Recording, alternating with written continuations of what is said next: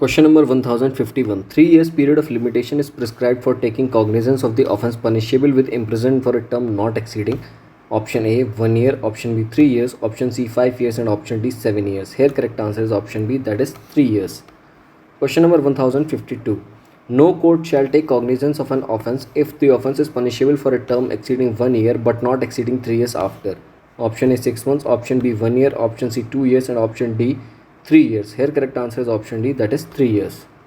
Question number 153. The bar of taking cognizance after lapse of period of limitation as stated in section 468 clause 2 of CrPC does not apply if the offence is punishable with imprisonment for a term exceeding dash years. Here correct answer is option C, that is 3 years. Question number 1054. According to section 468 CrPC, no court shall take cognizance of an offence punishable with imprisonment for a term not exceeding 1 year. Option A, after the expiry of 1 year, after the expiry of 6 months, after the expiry of 3 months, after the expiry of 2 years. Here correct answer is option A, that is after the expiry of 1 year. Question number 1055. Point out the incorrect response. Option A, the period of limitation for taking cognizance of an offence shall be 6 months if the offence is punishable with fine only, 1 year if the offence is punishable with imprisonment for a term not exceeding 1 year, 3 years if the offence is punishable with imprisonment for a term exceeding 1 year but not exceeding 3 years, 5 years if the offence is punishable with death sentence. Here it has been asked which of the following is incorrect. Option D here is incorrect, so D will be the right answer. Question number 1056. Period of limitation for an offence punishable with a term of 2 years as per section 468 of CrPC is option D, that is 3 years. Question number 1057. No court shall take cognizance of an offence after the expiry of period of limitation which is 6 months if the offence is punishable with fine only, 1 year if the offence is punishable with imprisonment for a term not exceeding 1 year, 3 years if punishable with imprisonment for a term exceeding 1 year but not exceeding 3 years, all of the above. Here correct answer is option D, that is all of the above. Question number 1058. What is the period of limitation prescribed for taking cognizance of an offence which is punishable with imprisonment for a term exceeding 3 years? Here correct answer is option D, that is no limitation. Question number 1059. Which section is designed to cure to some extent the defects and irregularities in recording of confession or other statements of accused under section 164 of CrPC? Correct answer is option C, that is section 463 of CrPC. Question number 1060. No court shall take cognizance of an offence under the CrPC after the expiry of period of limitation under section 468. Which one of the following is not correct? Here option A is 6 months if the offence is punishable with fine only, 1 year if the offence is punishable with imprisonment for a term not exceeding 1 year, 2 years in respect of economic offences, and 3 years if the offence is punishable with imprisonment for a term exceeding 1 year but not exceeding 3 years. Here correct answer is option C. This is not correct. Therefore answer C will be the right answer. Option C will be the right answer. Question number 1061. Under CrPC, the date of commencement of the period of limitation has been provided under section 469 of CrPC. Question number 1062. Under CrPC, the period of limitation shall commence option A on the date of taking cognizance, option B on the date of commission of the offence, option C on the date of filing of the complaint, and option D none of these. Correct answer is option B, that is on the date of commission of offence. Question number 1063. The period of limitation shall commence from the date of the offence generally, from the date of the knowledge of the commission of the offence not known earlier, from the date of establishment of identity of the accused if not known at the time of the commission of offence, and option D all of the above. Here correct answer is option D, that is all of the above. Question number 1064. The period of limitation shall commence on the date of the offence, option B, where the commission of the offence was not known to the person aggrieved by the offence or to any police officer the first day on which such offence comes to the knowledge of such person or the police officer, whichever is earlier. Option C, where it is not known by whom the offence was committed, the first day on which the identity of the offender is known to the person aggrieved by the offence or to the police officer making investigation to the offence, whichever is earlier, and option D all of the above. Here correct answer is option D, that is all of the above. Question number 1065. In computing the period of limitation under the CrPC in relation to an offence, the day from which such period is to be computed is shall be included, shall be excluded, shall either be excluded or included as per discretion of prosecution, shall either be excluded or included as per discretion of defence. Here correct answer is option B, that is shall be excluded. Question number 1066. In computing the period of limitation, the time during which any person has been prosecuted with due diligence, another prosecution in any court against the offender shall be excluded. The period during which an offender is absent from India shall be excluded. The period during which an offender is absconding, concealing himself is excluded, and all of the above. Here correct answer is option D, that is all of the above. Question number 1067. Under which section of CrPC any court may take cognizance of an offence after the expiry of the period of limitation? Here correct answer is option C, that is section 473 of CrPC. Question number 1068. Any court take cognizance of an offence after the expiry of period of limitation if it is satisfied of the facts and circumstances of the case that an attempt has been made to explain delay. It is necessary so to do in the interest of justice. The state government has given instructions for the taking such cognizance, A and B both the conditions. Here correct answer is option D, that is in A and B, that is A and B both the condition. Question number 1069. In case of a continuing offence, a fresh period of limitation commences, option D, at every time during which the offence continues. Question number 1070. Under which one of the following section of CrPC trial of cases on can be taken before High Court? Here correct answer is option B, that is section 474 of CrPC. Question number 1071. Which one of the following section of CrPC provides that no judge or magistrate shall try any case in which he is personally interested? Here correct answer is option C, that is section 479. Question number 1072. Where any judge or magistrate is personally interested in a case, he shall neither try or commit for such case, nor shall hear any appeal in such case, provided prior permission of the High Court has been procured, prior permission of the Chief Justice of the High Court has been procured, prior permission of its appellate court has been procured, none of the above.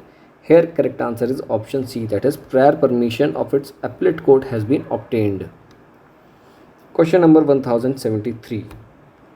Under which section of CrPC inherent power can be exercised by the High Court? Here correct answer is section 482 of CrPC.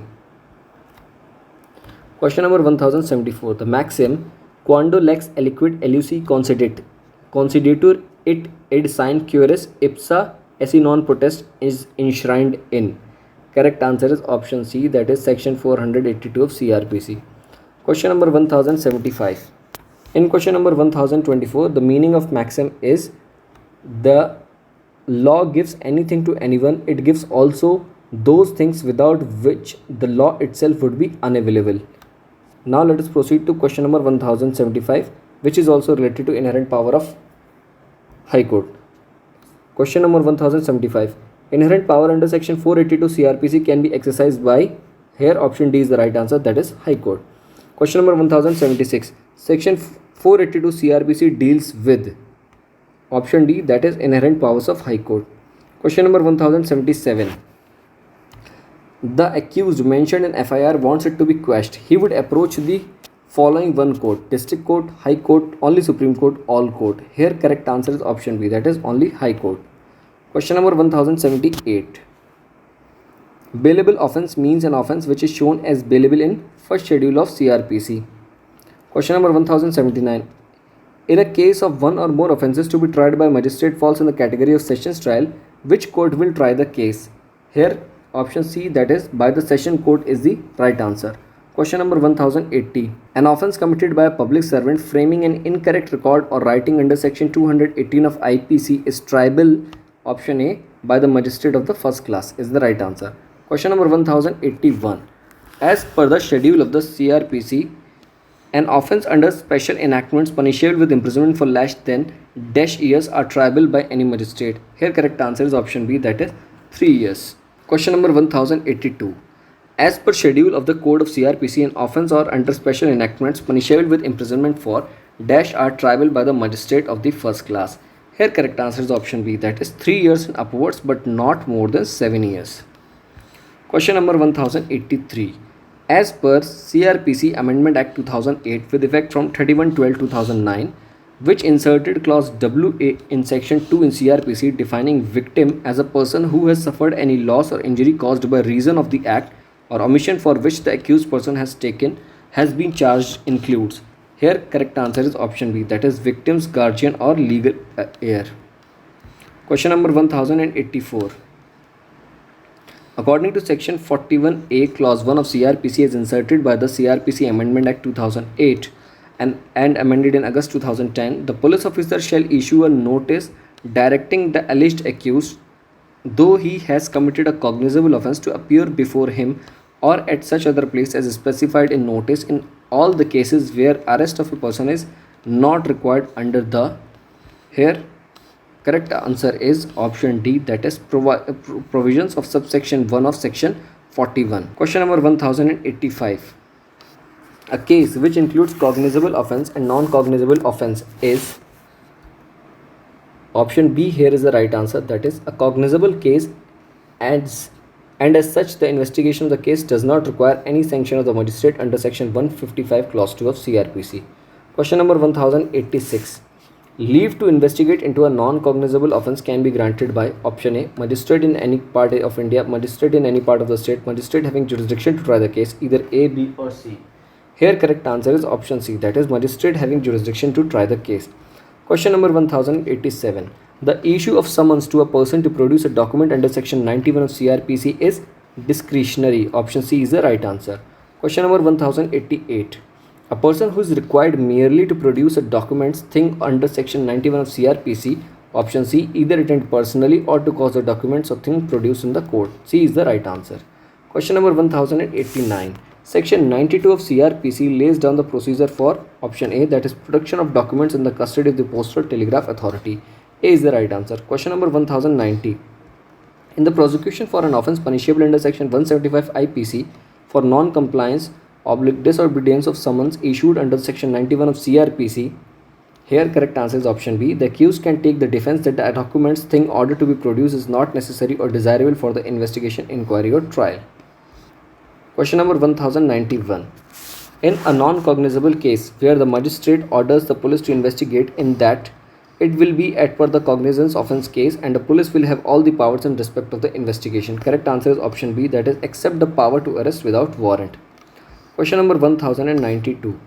Under section 159 of CrPC, magistrate has the power to option A, that is direct investigating by the police, option B, depute any magistrate subordinate to him to hold a preliminary inquiry, and option C, either A or B, and option D, only B, not A.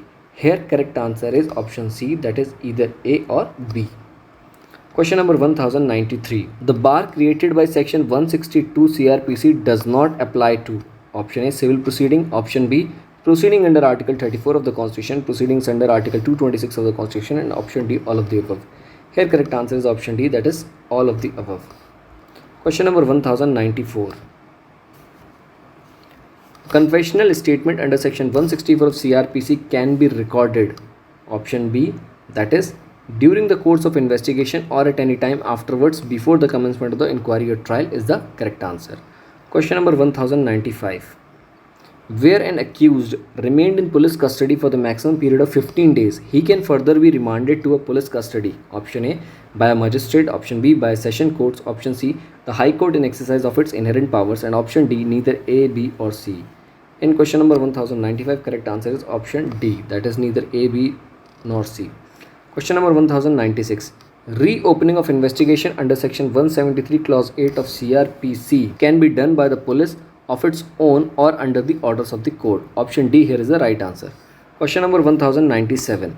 The order passed under section 125 of CrPC are option B, summary in nature and do not finally determine the rights and obligations of the parties, which are to be finally determined by the civil court. Question number 1098. Section 188 of CrPC provides for extraterritorial jurisdiction over Indian citizens, non-citizens, foreigners, all of the above. Correct answer here is option D, that is all of the above.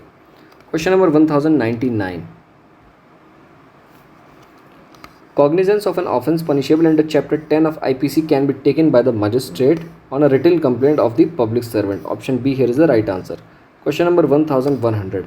Cognizance of an offence under Section 498A of IPC can be taken on a police report, on the complaint of the person aggrieved, on the complainant of the father, mother, brother or sister of the person aggrieved, all of the above. Here correct answer is option D, that is all of the above. Question number 1101. Magistrate has the power under section 259 of the CrPC to convert a summon trial case into a warrant trial case. Option B, that is relating to an offence punishable for the term exceeding 6 months, is the right answer. Question number 1002. Power to recall any witness under section 311 of CrPC can be exercised even after the evidence of both sides is closed. Here option A is the right answer. Question number 1103. In a joint trial where the accused persons are being tried, one accused examines himself as a witness now. Option A. All other co-accused, if there are more than one co-accused other than the accused examining himself as a witness, have a right to cross-examine that accused on a matter of right. All the other co-accused have a right to cross-examine that the accused is accused examining himself, deposing something against one of the co-accused. And option C, that is, only that co-accused has a right to cross-examine the accused examining himself as a witness against whom such an accused has disposed something. And option D, the co-accused do not have any right to all cross-examination, the accused examining himself as a witness under any circumstances. Here correct answer is option C. 1104. The magistrate has the power to grant compensation to the victim as provided under section 357 of CrPC. 1105. In which of the following cases the Supreme Court has held that the High Court cannot directly entertain bail application of quota accused without its refusal by a special court? Correct answer is option A, that is State of Gujarat versus Salim Bhai Abdul Ghaffar Sheikh. Question number 1106. The person seeking suspension of conviction should specifically draw the attention of the appellate court to the consequences that may rise if conviction is not stayed as held by the Supreme Court in. Here correct answer is option C, that is Navjot Singh Sidhu versus State of Punjab AIR 2007. Question number 1107. In which of the following cases it was held that section 164 of CrPC is required to be strictly complied with? Here correct answer is option A, that is Bobu Bhai Udenesh Parmar versus State of Gujarat AIR 2007. Question number 1108. In which case it was held that the identity of victim is not to be disclosed even in the judgment of the court? Here correct answer is option B, that is Dinesh versus State of Rajasthan AIR 2006. Question number 1109. In which of the following cases Supreme Court held that FIR was not substantive evidence and could only be used to corroborate its maker? Here correct answer is option B, that is C. Magesh versus State of Karnataka AIR 2010 is the correct answer.